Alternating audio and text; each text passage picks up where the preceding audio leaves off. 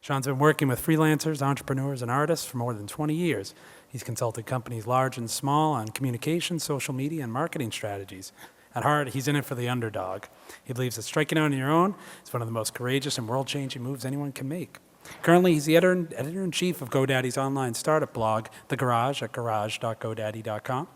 When he's not hanging out with creatives, Shawn loves to write, run, and travel. He's passionate about teaching, and he's convinced that a good story is the best way to do it, especially if it involves an El Camino, potato fields, and really loud music. So welcome, Shawn.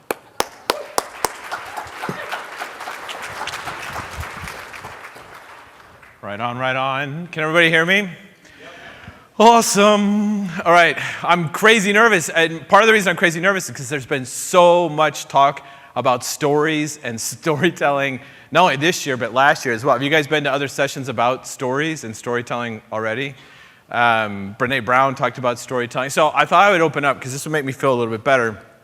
I'm going to go after a sympathy play. So this is a sympathy play to make myself feel a little bit better about stories. So what I'm going to do is I'm going to tell you something really pathetic, and you're going to like me more after I tell you something really pathetic. You'll be like, oh, that story session was so great because he's kind of pathetic, right? So it'll be like overcoming. So I'm going to sit down, and all I need you to do, it's really easy, really simple. You just have to, say hi, Shawn, at the right moment. You'll know the right moment. So, okay, I'm going to sit down. I'm going to get ready to do this. Okay.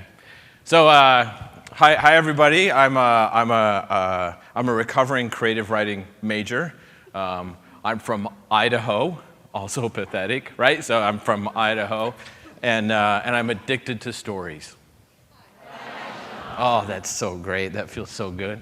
In fact, I'm so addicted to stories and so into stories that I put like a goofy little copyright page that means nothing, only because it feels like the back cover of a book on my presentation. So when you get to look at it, it's like, oh, look at that. That looks really impressive. It looks like he's publishing something. Makes me feel awesome. I'm putting it together. Now, where did this happen? Where did I get caught up and addicted to stories? So I'm going to get a little personal, besides the addiction part, a little personal. And it's this guy's fault right here. Does anybody have any idea who this is? This is Christian Slater. Now, my life, I think, is a mess and kind of horrible because of Christian Slater. And I'll tell you why, because Christian Slater, about that time when I'm growing up, I'm impressionable, and I kind of decide that in order to be cool, I need to live out other people's stories. I need to live out other stories that I see. So in the case of Christian Slater, who made basically 3 really bad movies that I watched over and over and over and over again, I decided that I had to be Christian Slater. Anybody seen Gleaming the Cube? Skateboard? Oh, that's awesome that people like it. They're like, yeah, I love that movie. So Christian Slater in that movie, maybe I can do it. I used to be able to do a Christian Slater impersonation. I don't know if I can do it now. I'll try. So a hand has to go up to my hair, has to go back a little bit, and he says, adults are predictable. They seem to think that what you do now is going to affect what you're going to be in 30 years. I don't even know if there's going to be anything in 30 years. I don't know what's worse, getting blown up by nuclear war or having a 7-Eleven on every corner. There you go. Deep, deep, deep, deep, deep shit from Christian Slater, right? So that's where I tied to it. And then Pump Up the Volume came out, and I started chewing blackjack gum and drinking Diet Pepsi all the time and kind of hiding all the time at school. Even though I was a theater guy, they'd be like, where's Shawn? I don't know, he's really depressed and hanging out, chewing blackjack gum. And then Heathers came out.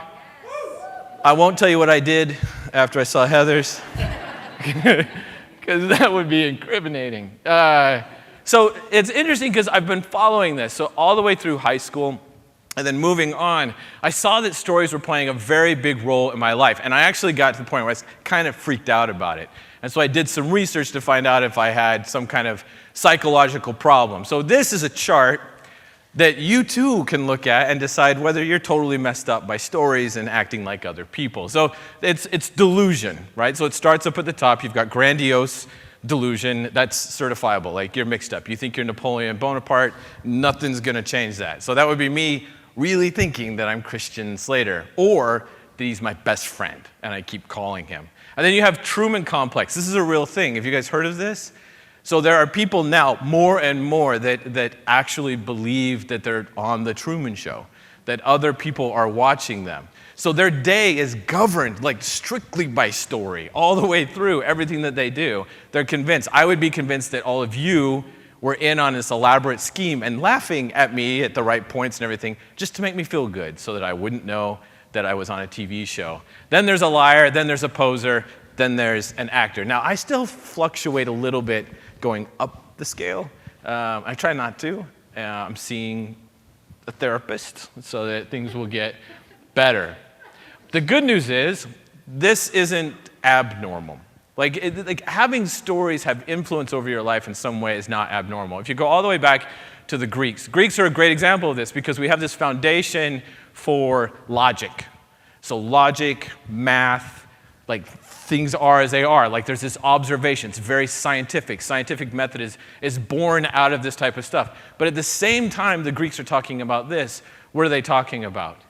Mythos, myth, and magic. Now, interesting research on this has shown that most of the Greeks did not literally believe that there was a god on Mount Olympus. They didn't literally believe that Hercules existed. They didn't literally believe in these gods. But the gods influenced their life like in huge ways. Before they went into battle, before they had a family, before somebody would go into childbirth, they would pull on the influence of stories in order to get them through it. Really fascinating to me that that's something that's so powerful that they would use that. This is a belief system that they would use, but not literally believe that Zeus was on Mount Olympus looking down on them. So us, right, another way to think about it is we're made up of skin, brain, hair, liver, stomach, nails, eyes. This is us. This is what makes us. There's the DNA, and I've got like two green men inside me. One's joy and one's sorrow, right? And they duke it out all the time. That's me. Okay, that's literally me deep inside. See, I can't even get away from it, right? It's still story. Because if I think about like livers and things, it doesn't work. But two green guys inside me, one with blue hair and one with purple hair, is pretty cool. And I like that idea that they're competing with each other. This is what makes us up physically. But I would argue that we're more made of stories. And if you guys saw Brené Brown, and she talked about this. She talked about how we have this insatiable urge to fill in the blanks with story. We have the insatiable urge to fill in the blanks somehow to just satiate our appetite for stories. And take a look at this, because if you think about it, what makes us who we are really is more this than our actual physical being. We've got dreams, nightmares, wishes, regrets, goals, hope, desires, love, hate, belief. These are all stories. They're all stories that we tell ourselves. And this is what we're made of. This really makes us who we are. The average daydream is 14 seconds long. We have about 2,000 of them a day. Now, if you don't believe me, think about exactly what happened with Brené Brown when she was talking about this. So she's talking about the stories that she would tell herself just in those minutes swimming across that cove and then back again. Before I did this, before we came in here, I was sitting out there really upset that I was missing Nasty Girl because I was too freaked out about the presentation. I'm sitting out there and I'm listening to Where Is My Mind by the Pixies over and over and over and over again on repeat, right? That's what I'm doing. And what am I doing? It's a story. Telling myself a story over and over. Right now, the story I'm telling myself is that you guys are all really, really polite and you're really nice, but there's some of you in the back, they're like, this guy's a real idiot and I'm gonna duck out early, right? That's the story that we tell ourselves as we go through. It's 2,000 of them a day, because that's 8 hours a day that we tell ourselves stories. This is the influence that it has over us and the influence that it has over our lives. Now, it's not just these little ones, just the daydreams that we tell ourselves, but there's big ones, not just movies, but there's big ones that happen in your life that then influence who you are. This guy right here, this is my grandfather. His name was Blair Lewis. He used to get a lot of crap for having a girl's name. And then he said, now you're named Shawn. And he told me that was a girl's name, which wasn't nice. When I was growing up, we shared the same birthday. My grandfather, when he was 45, had his first heart attack. He was standing up on the top of a set of stairs in rural Idaho. My mom was there. It was the 70s. She's probably wearing orange leggings and looked like Marsha Brady. And she's standing up at the top, he's standing up at the top of the stairs, and he just collapses forward and just goes down the stairs. Now, my mother has no idea what to do. She's completely freaked out. She doesn't call an ambulance or the doctor first. She calls her best friend to ask her best friend, what should I do? My dad just fell down the stairs. I think he's having a heart attack. And they finally get the ambulance over there. It takes 20 minutes. Back in the time, it wasn't an ambulance. It was like a service. Like it could have served as like the hearse instead of the ambulance, right? This could be just the body bag going out. My grandmother makes it home. They get him to the hospital. And they think there's no way this guy's going to survive. It's been 20 minutes. There's no way that he's going to make it. And then the nurses that were there started doing CPR on him. They did CPR on him for 12 hours. 12 hours they did CPR on this guy. I was like, was he really good looking? Like, why would you go that long? Like, I think most people were like, let's call it, right? Like, I'm really tired. This is done. They had just gotten the defibrillators in that week. The first set they had ever had. The doctor was reading the instructions to use them on my grandfather. He ended up with burn marks all over his chest because they couldn't get the voltage right on him. Now, when he survived, he came back, right? They were like, you flatlined, you were dead, there's no way. And he had visions and everything was loopy for a little while. But when they came back, the first thing that the doctor said to him when he came back was, you should be dead. I have no idea why you're alive. There must be something really important you're supposed to do in the world. Now, my grandfather before this, kind of a booze and drinking Navy guy, right? That's what he was like. And as soon as he heard those words, he started to rewrite his story. There must be something really important you're supposed to do in the world. Now, that story, interestingly enough, like it influenced him, but his grandchildren, like all of us, when we heard that story and we knew that about our like what did we think? We all thought that we were the most important thing in the world, right? We were completely convinced. We're like, that's right. You're supposed to make sure we're okay and not like complete whack jobs, right? That's your job now to make sure that we're okay. And so it influenced then our story.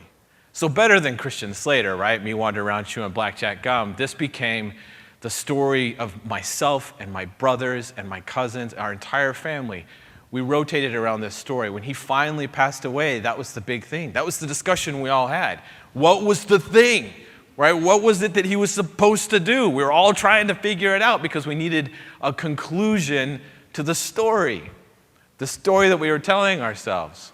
I reassured everybody that I was the thing that he needed to help, and I was doing very well. And I was very grateful for his help. So if they're a part of this, right? So if we start to lean into content marketing, developing stories, writing stuff, if stories are so integrated into our lives, the things that we tell ourselves, and we're going to talk about even bigger stories, fiction, plots, things that naturally resonate with us. They're like tuning forks. Like when we hear them, we're drawn to them. And maybe anybody seen the Moth podcast or seen the Moth live, right? Totally amazing. And the premise behind it is even cooler because we're like moths to the flame. The minute we hear a story that's working, like we turn and we look and we listen. Even Rodney Dangerfield was amazing at this. If you go back and watch Rodney Dangerfield on Johnny Carson, phenomenal. The second he starts telling a story, like your attention turns. Right? Even now where my attention is just like split. I got Hulu just playing stuff on a loop. Right? I'll hear Rodney Dangerfield kick into a story and I'm like, whoa, what's he going to say? Right? My dad, he lived in Los Angeles. You're like, well, I'm listening now. Right? The second he sets up setting and character, I turn and I look. I think the reason why we don't use them more often, Seth touched on this a couple of days ago, is that writing is hard. And crafting a story, it's hard, it's intimidating, especially when we hear good stories, when we go to a film and the film really resonates with us. That's overwhelming to us. We think there's no way I can do that type of stuff. Or you read a blog post or you read something on Medium and you're like, that's amazing.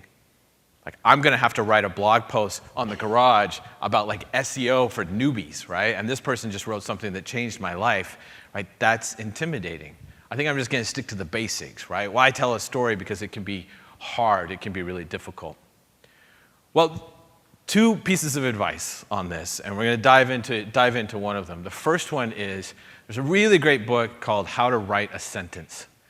And in the book, How to Write a Sentence, I think it's Peter Fish that wrote the book, but in the book, he talks about how when you learn a musical instrument, right, or even when you're learning a sport, that you practice. You practice in ways where there's no risk. So when you play the piano and you learn how to play the piano, you play scales, right? You like goof around, you play scales, you loosen up your fingers, you might improvise or whatever, but there's no risk. You're not performing when you practice. And he wishes that writing could be the same way. Like that you should be able to just practice. Like write a sentence, like dissect the sentence, write it again, take different things out, throw a character in, take a character out, but play with it. So the one way to get good at writing is just to write all the time. But the second way, and this one is easier, is starting to notice the hacks that everybody else uses. And so the first step with this is actually this gem of this gem of an equation up here.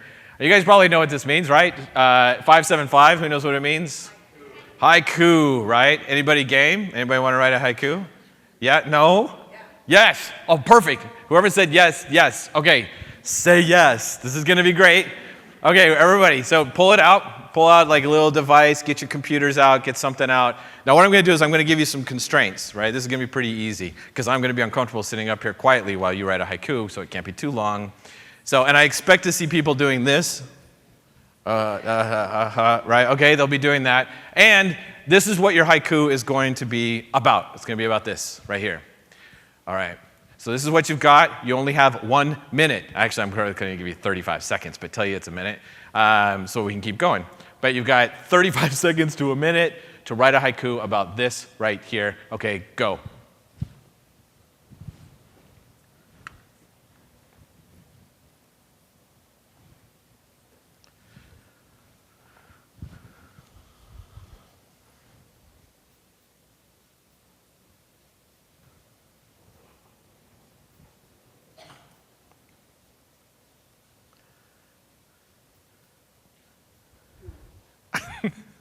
You're like, I'm not writing one. I'm going to sit right here. I'm going to listen. Yeah, you taught Wonder Woman haikus in 3rd grade already. I know. Me too.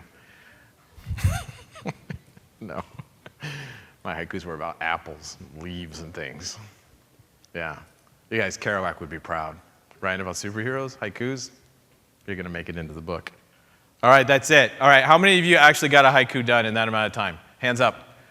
Right on. How many of you would have raised your hand if I would have said, how many poets do we have in the room? Right? There would be a few. I said that earlier. I said so I'm at a marketing conference. There better be one hand that goes up at least, right? Yes. Yeah, I mean, this is one of those things where we think okay, this is going to be really, really, really difficult. This is going to be hard. Like if I say, okay, everybody, we're going to write a poem, people are like, oh, great. This is going to suck. Right? But as soon as you give the constraints, as soon as I say it's 575, you're going to write about Wonder Woman, you've got 35 seconds to do it.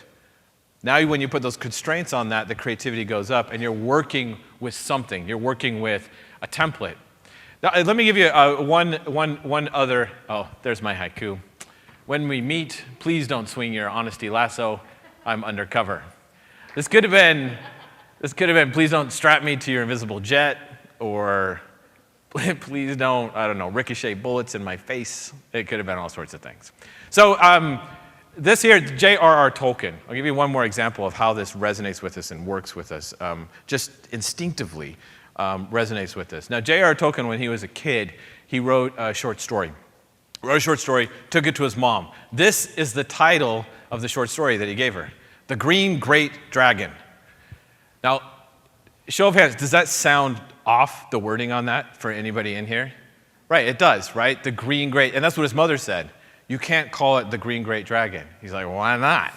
It's a great dragon and it's green. It's totally fine, right? In fact, I think green's more important than great. She's like, you can't do it, you sound like a lunatic. Like, it doesn't work. He was so distraught after doing it, he didn't write another short story for a long time after his mother told him, you can't do that. And it's interesting because I didn't know this. Like when you look at etymology and when you look at the way that we, like rhetoric and how we use words, there's an actual order for the way that adjectives show up before they hit a noun. When you use multiple adjectives, this is the order. Opinion, then size, then age, then shape, color, origin, material, purpose, and then the noun. If you don't do it in this order, you sound like a lunatic. Like just naturally to our ears when we hear it, we're like, that don't sound right. And so then you think like, I could be a copy editor. That sounds ridiculous, right? Like at that point, it sounds off. And then when somebody says, why do you think it's wrong? You're like, it just sounds stupid, right? Like that's why it's wrong. Nobody says, well, according to rhetoric, this is the order that these things need to go together. I'll show you one with all of them, right? Lovely little old rectangular green French silver whittling knife. That's the right order right there. All right, now as soon as I show you the other one and read it out, I'll sound like a lunatic, right? Little lovely rectangular green silver French whittling old knife. It does not work at all. As long as you put them in the right order, it works. It resonates with us. So this is the same way with stories. It's the same way with stories because when we sit down to actually write a story or put a story together, if it doesn't go in the right order, if it doesn't follow the right paradigm, if it doesn't follow a right template that we're already accustomed to, it feels off. It feels like it doesn't work. I'll come back to this, but has anybody seen the movie Lucy? Like most recently, the movie Lucy. Like, amazing concept, right? I was so angry at that movie because it followed no existing story templates. So it didn't resonate with me. I kept waiting for something horrible to happen that she would have to overcome, not her just constantly like getting stronger and stronger and stronger, then go into the ether and own the world, right? I was like, no, where's that guy? Like, where are the people that are fighting her? Where's the other stuff that happened? Because it didn't follow the order, I was just frustrated. Like, I didn't like it. It was really driving me nuts. Now, the basic order of any story, this is life, something happens, and then life is different now.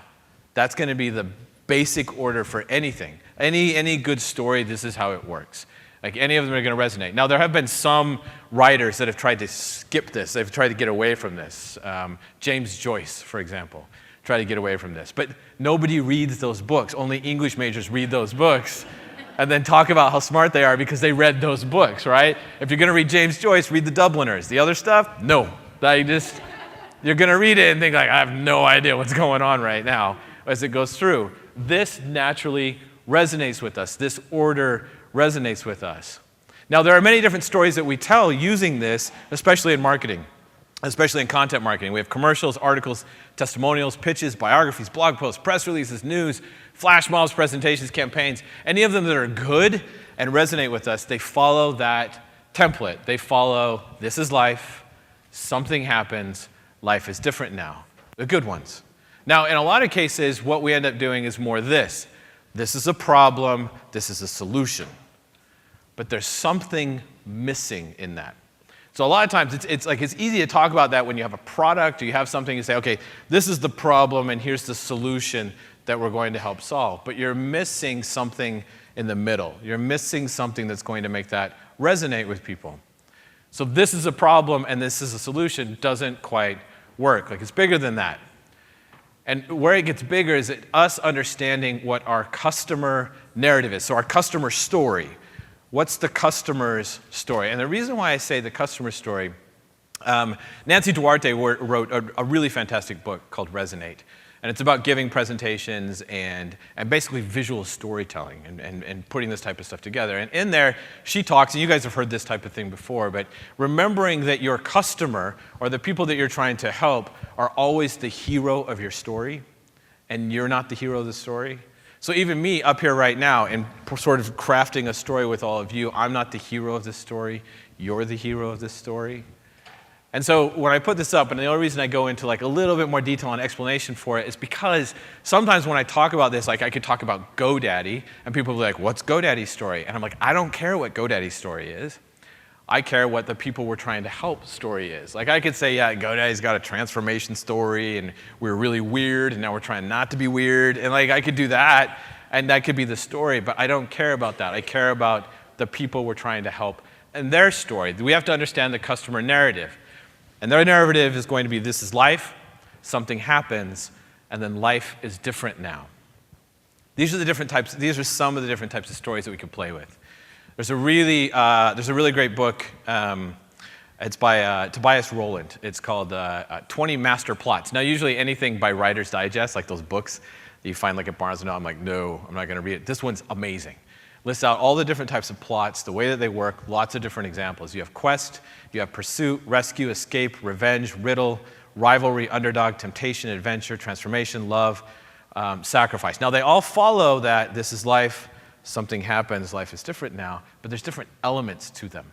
There's different ways that we can leverage them either in a full marketing campaign or in individual stories when we understand exactly who our customer is and what they're trying to accomplish.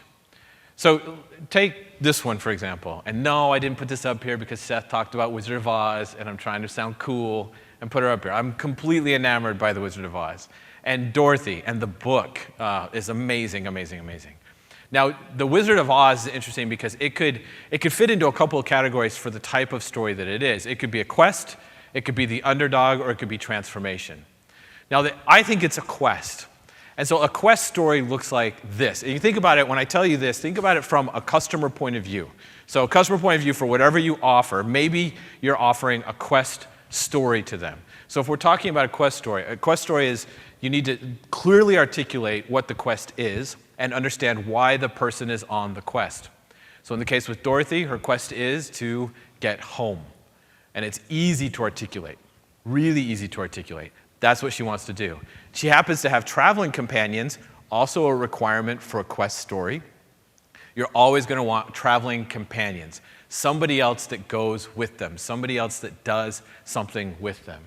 And most of the times in a quest story, you're going to want an advisor. You're going to want somebody, a magician, right? Oftentimes, Yoda, right? That totally fits for what they're doing and things that go together. You're going to want an advisor that then advises that person or helps them out. Those are the elements of a quest story. Act 1, right? Something happens to propel them onto the quest. Act 2 is going to be the different hardships that they run into to try to accomplish their quest. And then Act 3 is where they finally arrive at the end. Now, a quest story is something that you could absolutely use in any type of a marketing campaign. In fact, sometimes I think instead of a transformation, maybe that's exactly what Nike is doing, is quest, right? Just do it. So are you talking about like transform myself? Are you talking about go on a quest? Are you talking about something else? Or in the case of maybe Patagonia, it's a quest. And if you look really closely at some of the advertising, if they get it really right and it's tied to a quest, you'll always see that there are companions. Merrill does this really, really well, the shoe company. There's a companion. There's somebody with them on the quest when they go out. Because it naturally resonates with us. When we see it, we naturally tell ourselves a story when it comes together. Now, if there's not somebody with them, then it's not a quest. It's a transformation story. It's all internal. It's a character study, right? It's the lone explorer going out into the woods. It's something different than the quest.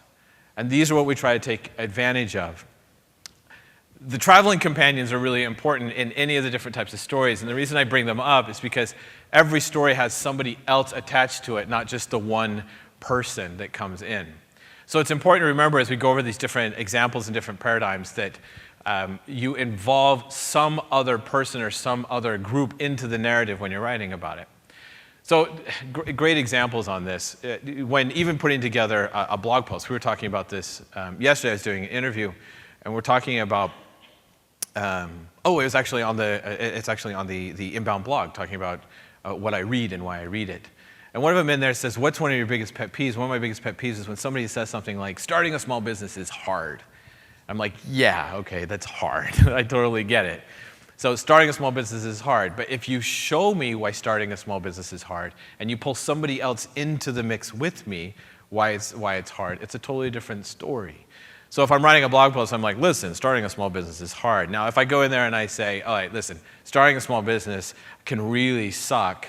And it can really suck because your lips get really, really chapped for the first 2 weeks because you can't eat anything except for ramen noodles. And sometimes you actually take the ramen noodle packet and just hold it underneath the hot water and then sprinkle the stuff on top and then eat it. And then when your lips get really chapped, then you have to ask your brother, like Napoleon Dynamite or somebody else, like, do you have some chapstick that I can borrow? And sometimes the chapstick is really gross. It has like sand around the top part right there. And you have to use it. That's what it feels like to start a business for the first 2 weeks. Because it's scary. It totally sucks. Now what you do is then put together something like that, and then that draws the people in, not just starting a small business is bad. Storytelling is hard. Like there's something else that you have to throw in order to pull them forward. These are the questions I think that you need to ask when crafting something for your business, for overall, now we're getting into overall marketing strategy. So this is interesting because I've worked with a lot of creative agencies, and creative agencies, when they pitch some amazing things, really unique things, like crazy characters and cartoon stuff, and we're gonna do this flash mob, and we're gonna do all this other stuff, and I'm like, that's all rad. Where is it fitting? What's the umbrella? How is it all working together? I don't understand. And the reason why I put this together, and I've been postulating on this, I've been thinking about this and how we take advantage of fiction and film for putting together these stories, is trying to put together an overarching narrative for a company, for what you're trying to do to accomplish things. And so these are the questions I think you need to answer. Who's the hero? Like, who's our hero of the story? What's normal life look like right now for them? Why change? What will be different? And then what is next? So let's take a couple examples and piece it through. So this right here is an example then of a yoga studio. So yoga studio, pretty easy. You could think through like, okay, what's the story? Transformation story is really interesting because it could be Dr. Jekyll, Mr. Hyde. Totally counts. Because in the end, like he's all sorts of transformed, not just like back and forth, but craziness. Or it could be like Eat, Pray, Love. Right? Something where there's a little bit of a journey, it's solo, and they transform. They start off someplace here, and by the end, there's someplace different. This is a sheet that we put together for this. So, Murmuration Yoga. Primary story, transformation. Secondary story, quest. I think that totally works for something like this. The hero, new clients, 40 plus in age, normal life, hectic, frustrating, self-loathing. Why? To find balance, confidence, health. What's going to be different? They're going to smile more, they're going to love more, they're going to forgive people more. And next, bring someone. You want them to then not be the hero of the story, but become a mentor in the story. So once I have this idea of transformation, this can inform all of the collateral, all of the marketing, all of my social media, everything I put together, because I can keep coming back to what's the overall story that we're trying to tell. This is a transformation story. Transformation story, to use this story, make sure you clearly understand the hero's world, even the minutia, before transformation. So if I know this, and this is what really resonates with the transformation story, I need to do my research. I need to find out exactly what's going on in their lives, so that when I talk to them, I can say, hey, right now, you're probably feeling like this. And probably right now, this is what your house is like. And probably right now, these are what your kids are like, right? Go all the way back and really understand that. Focus on the process of change as our hero moves from one stage of life to the next. Change comes in stages. Identify the stages. First dramatic phase, the crisis that starts the process of change. Second dramatic phase, describe the effects of transformation on our hero. Third dramatic phase, our hero understands her experience and how it has affected her true growth, true understanding. This then influences all of the campaigns, everything else we do. I have something unifying instead of just shooting in the dark and saying like, hey, let's put more green on this. Or hey, let's do more downward dog stuff. Or hey, let's do more of the balance poses out on the beach. Right? This becomes a transformation story. Now, this could be totally different. If it's a quest, those poses on the beach are much better, right? Like adventure, get them outside, get them someplace else. But if it's transformation and it's 40 plus clients, these are people that are frustrated with their life and they want something better in their life. It's a different story. One other story, if we look at like a group, a freelancer, solopreneur, an agency just getting started, Shoeshine Studio. So Shoeshine Studio could choose to do all sorts of stories, especially the types of who's the hero of the story. This time, hero of the story, first-time entrepreneurs and freelancers. Normal life for them, dull, robotic, unjust, and helpless. They work in a big corporate office and they hate their life, right? They've decided those are the people that we're going to talk to. Maybe they go to events and talk to people. Hey, Shawn, how do you like working at GoDaddy? I'm not sure. Hey, how would you like to quit your job, right? Like, they're in it for the underdog. Why? To make a difference, to change the world. Different, creative, confident, streetwise, next, go bigger, or try something new. The underdog story is really interesting. It's like a rivalry story where you kind of pick a fight. This is popular, especially with marketing and PR, like pick a fight. Pick a fight with someone, and then you'll end up in the press type of thing. But in this case, you're not matched. Like you go to pick the fight, the underdog is completely out of their element. We use this story a lot at GoDaddy. Or we're talking about small business owners, or my dad, the quilting fireman. I kid you not, he just retired and he wants to make quilts and sell them. So my dad, the quilting fireman, right, he's an underdog story in so many ways, the quilting fireman. So, but my dad, underdog story. So for me, at GoDaddy, understanding that it's an underdog story, then I've got to paint that reality. Listen, you've got like a tough road ahead. Like, why would somebody buy a $500 quilt from you when they can go to Walmart and get something a lot cheaper? Especially where you live. You live in small town Idaho. Like, nobody's going to pay $500 for a quilt, even if it's got a big fire engine on it and it's really, really cool. So it's an underdog story that we're telling. He's not matched up. So the odds are stacked against him, real or perceived. The struggle is irresistible and against an immovable force. So you want to demonstrate the status quo, make sure that the underdog truly understands what they're up against. We also call this like getting into the trenches with the underdog. Like, we're there, we totally get it, you're totally freaked out. The whole chapstick thing, right? That's because I've been talking about underdog stuff for way too long. The antagonist pushes against our hero first, hero pushes back. There's failure, but then there's something, there's a key, there's something that levels the playing field that allows our hero to be successful. And then finally, this is my favorite one because it's creepy. It's on here with the hotel, Sawtooth Lodge, primary story, escape. I even like the revenge story for this even better. So our hero, overworked couples, normal life, make money or die. Why? We want them to remember what life is about. Different, creative, at ease, new perspective. Next, destroy the cubicle, leave phone at desk.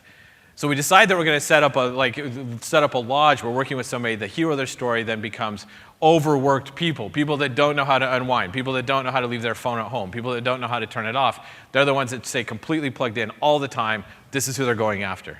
And they're going to go after them, and all of their marketing material, their collateral, everything else will be an escape story. You need to get out. You are trapped. You're in a cage. You need to get out. Now, that would be really interesting because you could do adventure. That's what a lot of people do for hotels. But now you can play with something different. This is an escape story. I like the idea of it being even a revenge story. Basically telling these overworked people, like, it's time for you to give life the finger. And you're going to come in here to do it. And it's going to be great because you are owed this. This is where you should be. This is what you should do to unwind and become a better person. So these are the ones, this is the overall template for working with this. This gives you the overall narrative. Now, if I talk to a creative agency or somebody's pitching and they were to come in and say a whole bunch of really cool things, but say to me, okay, basically what we're dealing with is your customer, it's either a quest or it's an underdog, or it's escape or it's revenge. And this is the stuff that we're going to wrap around it to make it work, because we can keep pointing back to this North Star over and over and over again. It makes it easy for me then to create. It makes it easy for me to communicate. It makes it easy for me to identify who the different characters are in that story. Because even though it's one story, the characters are totally different. We're talking about user personas. User personas totally fit into whatever that story is. It's a different person, but their reactions and what they do with it, totally different. It's still an underdog story, still a transformation story, but something a little bit different. All right, so in wrapping things up, this is from Dead Poets Society. This is when he's standing up on the desk because it's the coolest scene ever. And I cry like a baby every time I watch it. Man, I also wanted to be Ethan Hawke. So it's a great, great, great thing. Poor Christian Slater, he had competition. I can't do an Ethan Hawke impersonation. So this is the very end, and this is kind of a reminder. One of the things creatives should do more. I had a great teacher, professor. He got done reading, and everybody's clapping, and he's totally amazing. Chris Offutt is his name, great writer. He got done, and somebody asked the question. Everybody asks this question when they read fiction, and it's totally amazing. Like, where do you get your ideas?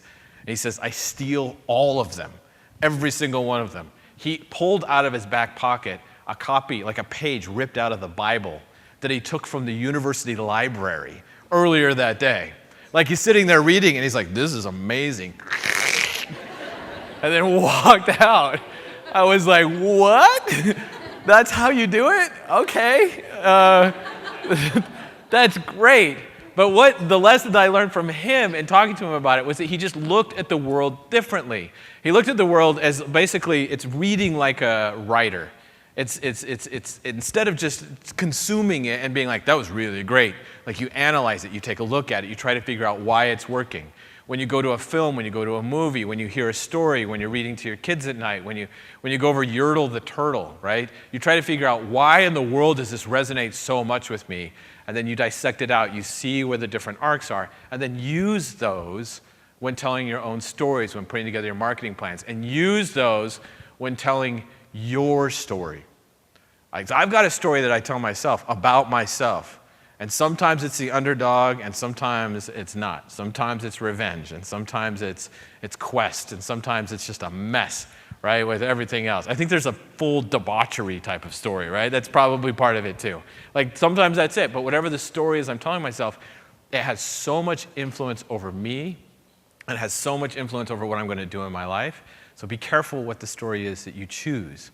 And then when you do it, like, look at the world a little bit differently, just like they do in here. Stand up on the desk, look around, and look at the world as a storyteller. See the world as a storyteller. All right, a couple of things at the very end, because it needs to look really cool, like the end of a book, right? Like an index at the very end. A couple of things that I referenced that I didn't talk about at the very beginning. I'm just going to blurt out, I know it's small.